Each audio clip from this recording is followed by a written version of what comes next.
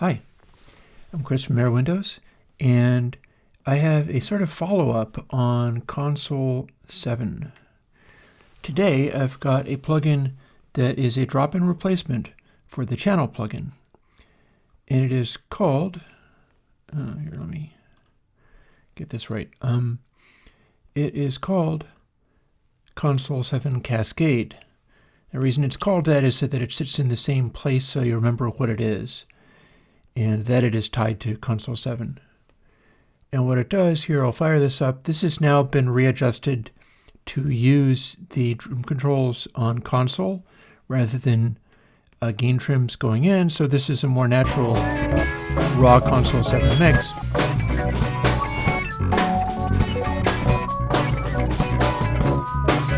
So Console7Cascade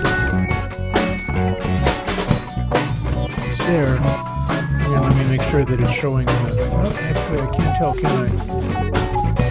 Oh, yeah, that'll be fine. Back to Logic. Yeah, as you can see, that's on the room. The room sounds like this. So, with Console7Cascade, I can do this.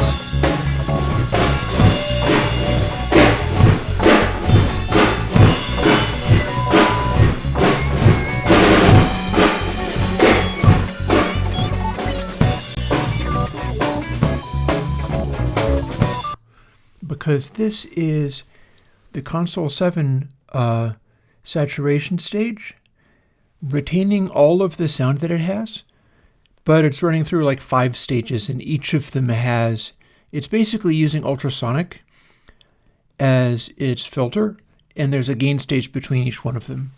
So this is your stomp things into the ground with the distortion control, and it's calibrated to the console system so that you can use it as just a distort everything way too much control.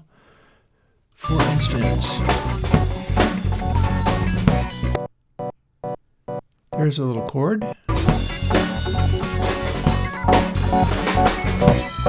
It defaults to maybe a little boosty.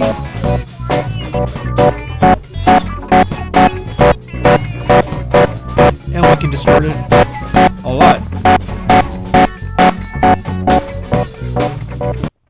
But because it's using ultrasonic filtering, and because this project is running at 96K, it's doing a fairly decent job of not throwing a lot of overtones. Here, let's do something else.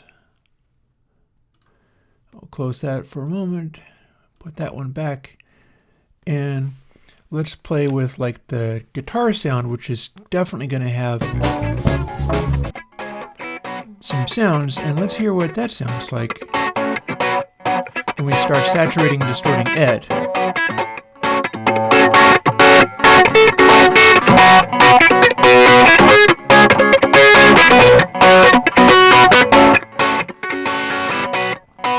So we might very well be able to use this on DI guitars, not that this is a DI guitar, but it might be possible to throw that on your guitars and then use some, there's a million like impulse responses that you can throw on for cabinet sounds and stuff.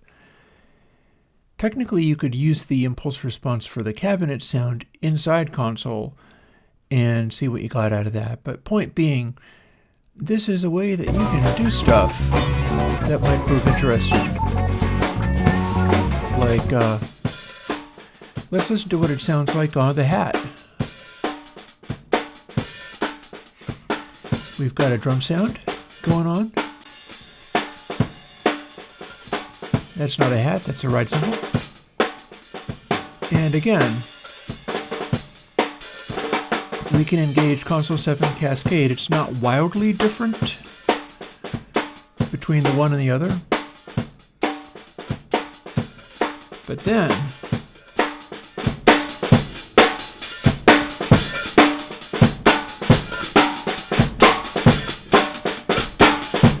that's quite a lot of gain there.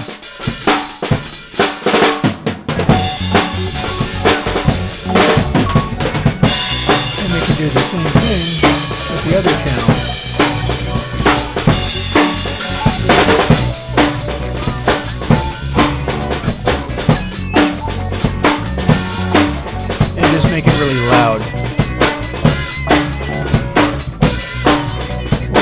not like that, then that's really loud.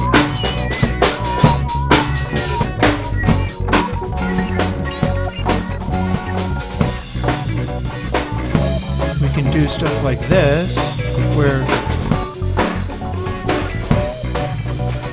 suppose we want all this drum stuff to be extremely hardcore. Here's our room. Here's our kick. Here's our left and right.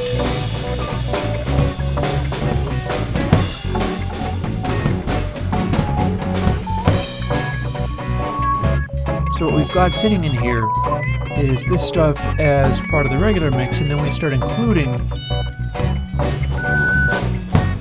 this, but then also let's distort it out. Like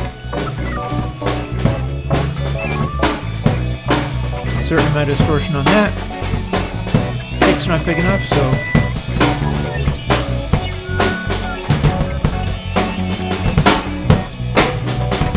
distort the kick. And lastly,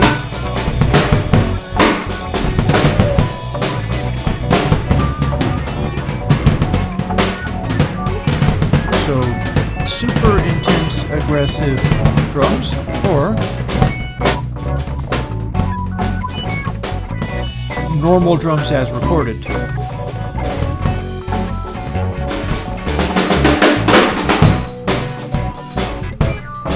And of course we can balance it differently. Like pull back that room.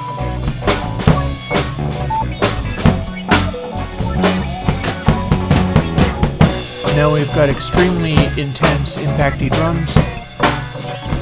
And we can fool around with stuff like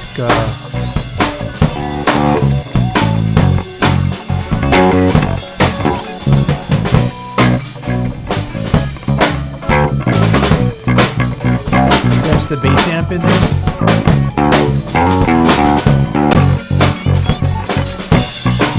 Not that the bass locks at the drums very much, but that's not a problem you'll have to face.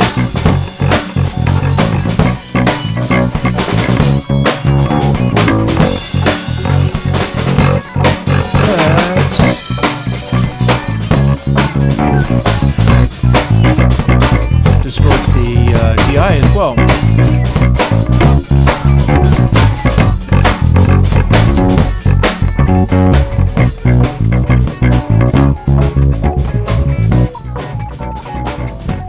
So there you have it, really. That's probably about as much as I need to show you. So yeah, Console7Cascade. Now I'm following up people's responses as far as it's a pretty big deal, Console 7.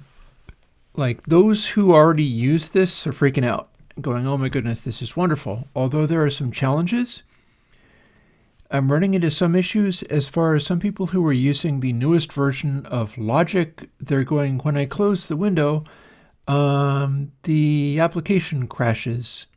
And the challenge there is my plugin doesn't draw the window. Like, I don't draw that window. So whether the window is open or closed means nothing to Console 7 in any aspect. So at that stage, I don't really know what to do because my code isn't doing that part. But I'm very interested in hearing about it. In case I do run across something that is information or useful or a bug workaround there, I'd love to be able to tell people about that. Yeah, and since this is part of the console system, it's getting posted as a separate plug, because the fact is, here, let's just go back.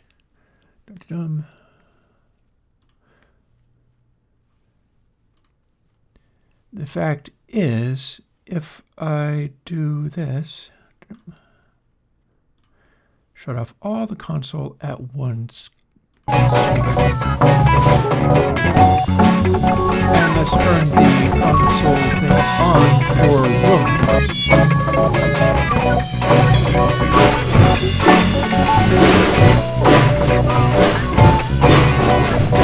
As you can hear, that is a plain digital mix. I've shut off the entire console system, and you can still use Console7Cascade just as a distortion if that is what you like.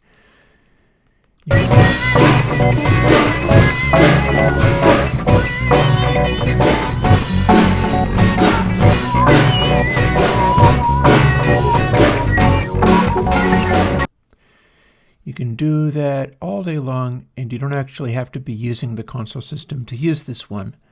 It'll be fine all by itself. But it is in fact designed to work with console in such a way that if you decided you wanted to slam the bus or something, and pushing the gain on an individual channel isn't getting you there, you can drop this in as a replacement for Console 7 channel and use this to push, at which point it should still essentially balance with everything else, but you can go into that sort of full meltdown, hyper-distorted stage. Although it might sound a little different than you'd expect, since this particular algorithm for distorting is already not that gritty, and then with the ultrasonic filtering it does a good job of avoiding aliasing, so stuff might just get incredibly concentrated as you use it.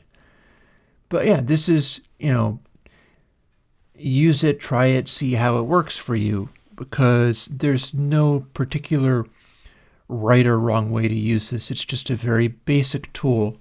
It's a kind of distortion algorithm sitting with one little control that you can use to go to absolute and total meltdown as far as just a lot of saturation is concerned.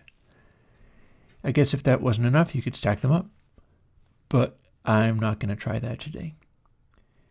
Anyways, all of this is, of course, supported by Patreon. The Patreon is doing fine. I had somebody write me and be like, I lost my job and I'm in really big trouble, so if it's okay with you, I'm really terribly sorry, but I gotta drop out. And I'm like, yeah, no, dude, please take care of yourself first. People basically can figure out I'm fine. I'm pulling late nights, I'm working really hard. My goal is to not burn out this winter. But in the context of that, I'm fine. So if you need to jump off the Patreon to take care of yourself, I want you to do that. I will make sure that I'm fine, and I'll get back to you when things improve. But I'll keep throwing plugins and things at you in the meantime so that you got something nice to focus on. Because, yeah, I wasn't sure whether I was going to talk about this part. A personal friend of mine died the other day. I'm not exactly sure. I guess my assumption is generally, yeah, I bet that was COVID. Knowing the person, it seems plausible. And it had me thinking. He was posting, he had told his bereaved girlfriend to post this particular plugin by W.H. Auden. And it's the one where it's like, what I want is for the world to end and the sun will no longer rise and this and that because this man is no longer here. That's not what I want. That's not what I want for myself. I don't intend to get COVID. I don't intend to croak anytime soon. I'm like early old age, you could call it, like halfway through 50. As in the 50s. And I don't intend to fall over and die anytime soon, but then neither did my friend. But what I do want is something I'm beginning to start to see already, which is the stuff that I'm leaving behind. I would like people to be able to run with it doubly hard after I'm gone. And that's why I'm doing this open source thing. That's why I'm putting the stuff all up on GitHub, and I'm looking at trying to do some further things that are also on GitHub, and they could be hosted there because that's not going away anytime soon. And when somebody takes stuff of mine off of the GitHub, stuff of mine out of the open source, or indeed big piles of it, like there's a couple of different projects that are using bunches of the Airwindows plugin code and using it to enhance their own things. That's what I want. I want people to be able to focus on this other stuff that's happening and have that be amazing, And for those who know, you go, oh, I recognize that. The reason this has all these cool things inside it is because Chris did something back in the day and gave it to us all. And that is what I would like. So I'm doing the Patreon thing. I'm very pleased at how that's going. And whether or not it goes super well or gets more or whatever, if it gets bigger, all I'm going to do is towards that goal. I'm just looking for ways that I can put more out into the world for people to have. And more than getting credit for that stuff, I'm pleased whenever I see a project take this stuff and run with it. And, find somebody who does graphical user interfaces, unlike me, and make it a spectacular, amazing thing. Build it into Reaper, who knows what, all this kind of stuff. Run with it. That's what I want. And I bet you more than likely I will see you again next week. I have been getting a bunch of reverb plugins together. That's what I've been doing in the coding streams. I'm going to be switching the coding streams over to some other kind of idea because I feel like I've got the reverb plugins nailed for now. I've got a couple, 3 different versions of that to come out. And those will be this edition of that. I could also do some stuff like introduce the ultrasonic filtering to things like my tape plugins. That would make sense. But I'll see some of you on Monday when I do the coding stream. And I should have something coming out next Sunday. And on that note, I'll talk to you later. Bye-bye.